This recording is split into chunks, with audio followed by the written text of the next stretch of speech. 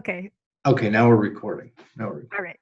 My question was regarding this week's discussion post and whether we had to, number one, respond to our peers' posts like usual, plus then add that reflection at the end of the week.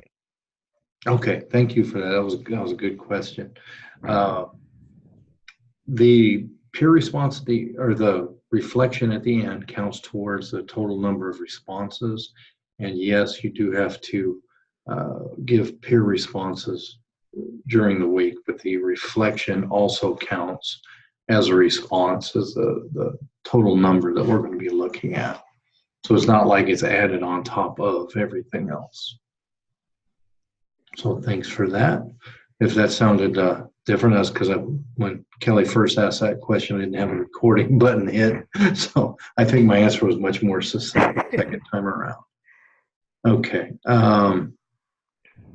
I'm going to go ahead and share my screen, if that's okay. And let's just jump into week 2.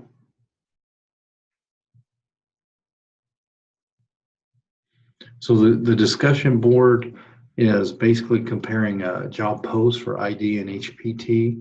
It's kind of interesting because I just did a cursory look through ZipRecruiter, and there are a lot of jobs out there right now. It's a good time. It's a good time to be an ID or work in the HPT field. So lots of good opportunities. So the whole discussion is just kind of comparing and contrasting the two, because there's a lot of overlap, but there's also a lot of things that are separate from it. So we want to kind of just delve into that area. Then there's the course blog with the extended readings. Why do we do that? Well, this is a power-packed 6-week class. So the idea behind this is to just reach out and see what is out there with the literature. Because HPT can kind of expand exponentially through all the different industries. So pick something that you're interested in and find how it relates to that field. And then the assignment is not due this week, but I want you to be thinking about it for next week when it's due on the 14th. Performance analysis on an organization you've worked for or currently have contact with. The rubric is here. I'm going to just open this up really quick. Because actually this diagram template will make life simple for you. So that's why I'm opening it up. If it chooses to do that.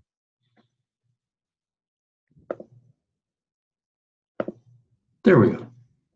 And you just have to fill in the blanks as far as the diagram goes. Now, this isn't the entire assignment, but when it talks about the creation piece, use this template, because the template and the diagram, it just makes life simple because it puts it in that natural flow that it's supposed to be in. I'll post an example next week as well with everything filled in. Because I don't imagine too many people are going to be looking at this over today and tomorrow. So happy 4th of July. Take time to relax, recuperate, and celebrate. But I'll be posting probably this weekend a couple examples from a previous class.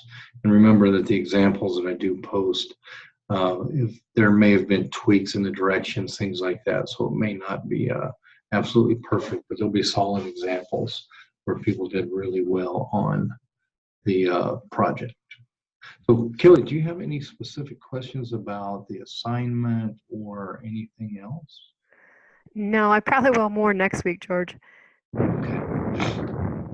Because week 2, this was kind of a week with our discussions as well, and the reflection is kind of key, so we can actually look and see what HPT is and what HPT does, because it is important for us to be able to incorporate that, because as an ID, if we can incorporate those skills, you're going to be more marketable, bottom line.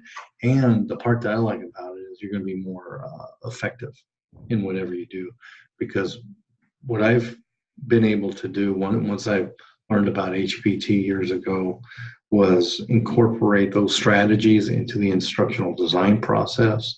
And we actually took our instructional design process and ran it through things like Lean, things like that, to look at what we were doing and just kind of look from multiple perspectives and really make sure that we were hitting the target, if you will. Because a lot of times as an ID, if we don't use some of those HPT strategies, what we'll do is we'll have some great stuff, but it won't matter to anybody else but us and somebody who thinks about education. So that's kind of what happens. So the HPT piece, from my perspective, keeps us grounded in making it effective for the learner. And that's just my thought. What have you taken away from HPT so far? I'm surprised that it isn't stressed more in instructional design postings, since it seems like such an integral part of design. Right, and why do you think that is? I'm not real sure. A lot of the HPT job postings that I saw look for more of a technical background or specific background, such as in engineering or human resources, than what the ID jobs do. Yeah, it's kind of like almost because an ID can build course on multiple subjects they're not an expert in, where it seems like they're looking for HPT that have a certain background in whatever that is. And to circle back to your last statement about why isn't it stressed more in ID, I don't know, that's interesting to me as well. I would love to say that I had the answer for that, but I don't. I think it's because of the people in HR who are making the job descriptions and job postings aren't that familiar. Would be my guess. Oh, go ahead, Jessica. Yeah, I'm back. Sorry, it dropped off and it took a minute for me to get back on. Glad you're back. Thank you. But I was listening to that question, and I did want to share at least a little bit about what I've experienced within my organization. So we have two kind of silos within the organization, and one has like a typical instructional designer. They have e-learning developers, as well as performance consultants. Okay. And then in the other half of the organization, they call their essentially instructional designers. They call them learning advisors, but it's 60 or 70% of their role is instructional design. And then the remaining percentage is, performance consulting, a little bit of digital or online facilitation. So my guess is just that it's hard to find like a person that fits the instructional design, like creative side, and then the statistical, like measurement side of performance, like human performance consulting. Oh, nice. So you actually see that right within your organization then. Yeah. Okay, fantastic. And I guess with the HPT piece, when we're looking at performance, what would you say the main overlap would be between HPT and ID in terms of creating performance? How would you find that in your different organizations? Kelly, I know you're with the flight school, with your flight school. So what would you see it more intertwined than possibly Jessica? Well, Jessica, what's your industry? I am in financial services. So I work with Fidelity. So Fidelity Investments. So we do. You have my retirement account. Yeah. One side of the business does, the like 401ks and those type of retirement accounts. Okay. And then the other side is the personal investing. So investment accounts, for trading stocks and mutual funds and all of that. The fun stuff. Okay. Mm-hmm. Yep. What would you say? How would you, as an HPT or ID, rate performance? Is there an overall metric, depending on wherever you are, or is performance really looked at that way? from a training perspective? I think it's beginning to over the last 2 or 3 years, at least for our company and a lot of the organizations in Cincinnati. Okay. I feel like I'm seeing and hearing a lot more about performance, when it comes to learning within corporate organizations. But it's definitely not something that I've been with Fidelity about 9 years, and it's not something that's always been there. I feel like we have in the past had a lot of training that was just training for training's sake. But Yeah. we're beginning to look at that side of things a lot more, and how do we measure the effectiveness of the training that we create, or the whatever intervention we recommend. Right, that's good, because that's so important, because I mean, the bottom line, anything that we do costs money and time and effort by multiple organizations within a larger organization. So we don't even know if what we're doing is working or effective enough if we don't measure it. So I'm glad to hear that at least in that sector, they're kind of looking more and more in that direction. Because overall, you're right. And what's funny is when e-learning first came around, and I'll say the paradigm has even stuck a little bit to now as well, but it was knowledge-based, pretty simple stuff. It wasn't about people doing things. It was about people knowing things. And that knowing has never been the end product of education. It's always been the wisdom, be able to do something with that knowledge. So to be able to do, and we have to be able to measure what people have done after they leave training. Sometimes it's simple, sometimes it's extremely complex. How about yourself, Kelly? What do you think? What have you seen in terms of that question about the performance? Because you'll have a different perspective coming from the flight world. Right. So much of what we do is about performance, but yet it seems like on a federal level, the powers that be, they keep upping the ante regarding knowledge in an attempt to influence the performance, if that makes sense. Yes, it does. So their perspective is they're putting more requirements on a knowledge base, thinking that it's going to affect an ability or what Correct. somebody can do, which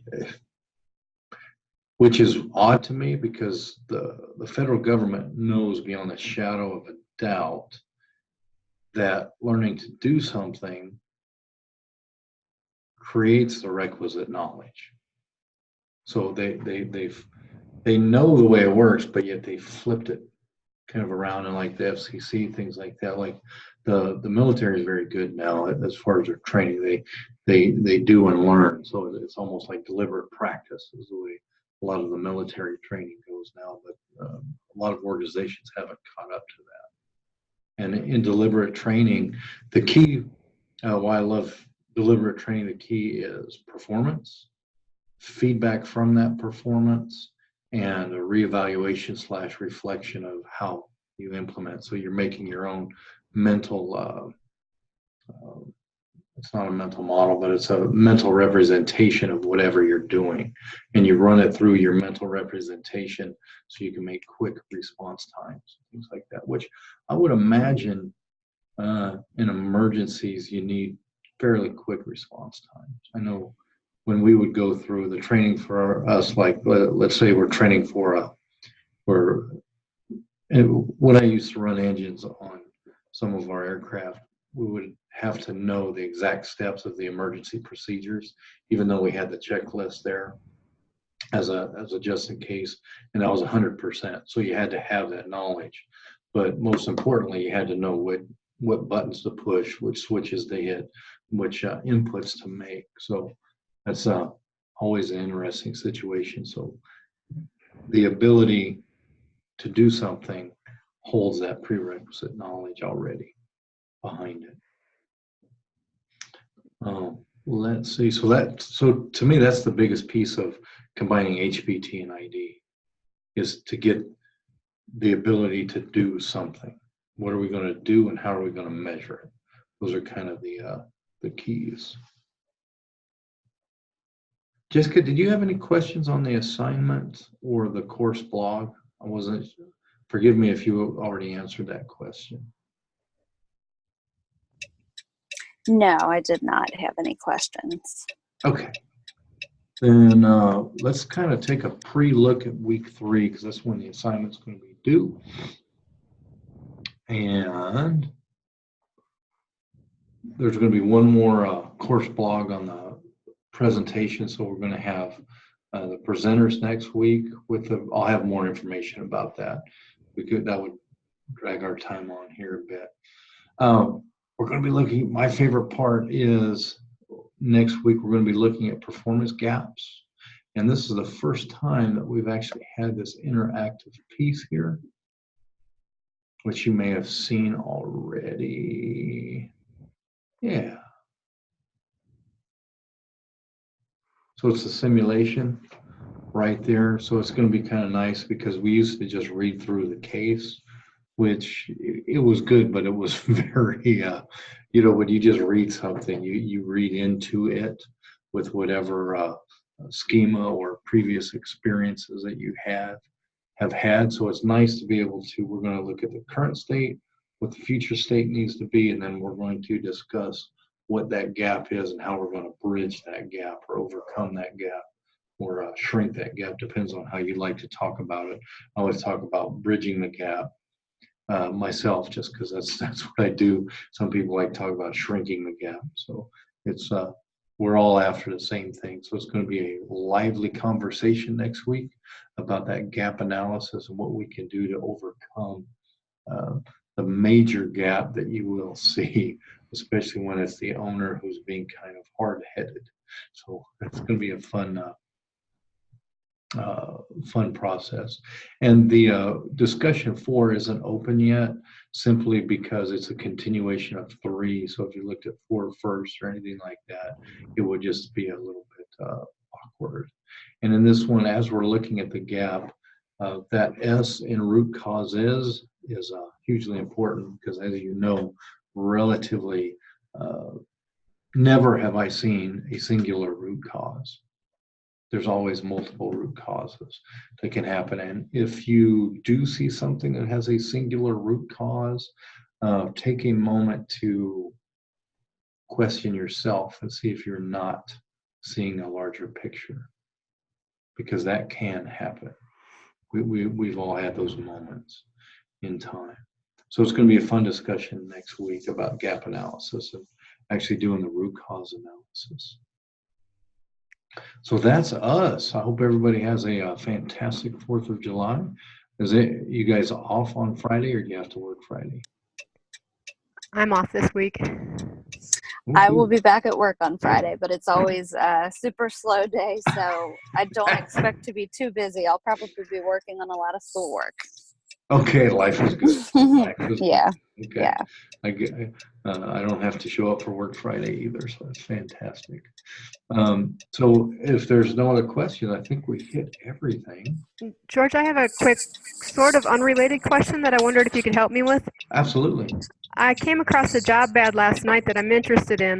And one of the discussion questions it lists is, describe your experience providing andragogical support. And then in the example section, it mentions establishing the 3 modes of interaction into online courses.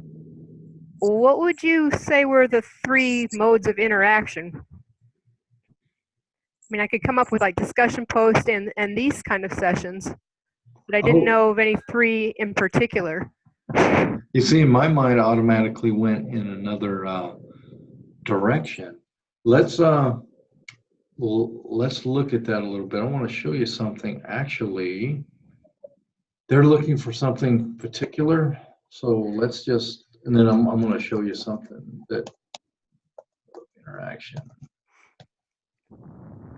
Because the reason why I'm doing this is because the reality is they're looking for something particular. You should be sustaining an e-learning. So that's probably somebody in HR read that. Okay, that's why I always default to looking things up, and learner to learner, learner to instructor, learner. Okay, so that's Michael G. Moore. Dr. Moore was actually one of my instructors when I was getting my adult ed degree. It was kind of neat to study under him. So this is the traditional one that I went to automatically when you said that. Now, do they want something that is more effective? Let me show you something that we actually did here. If I can bring it real quick now.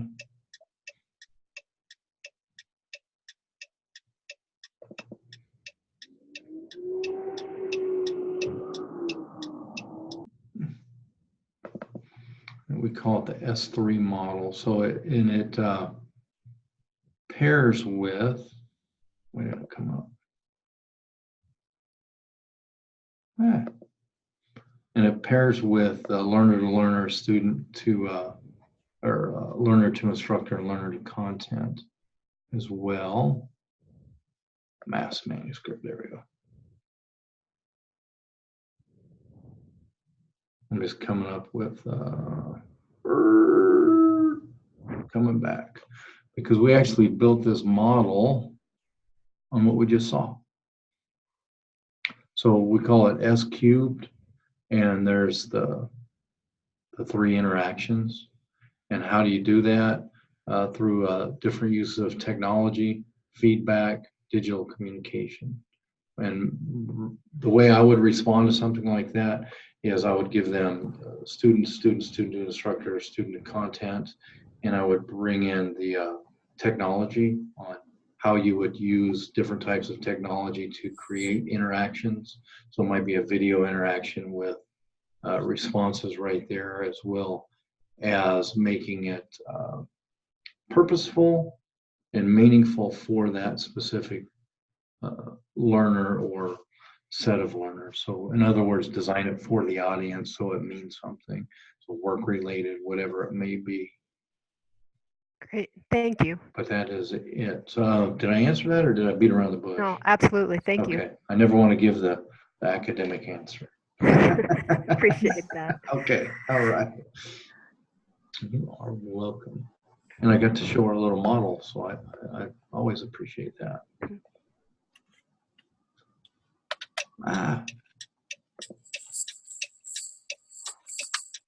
There we go.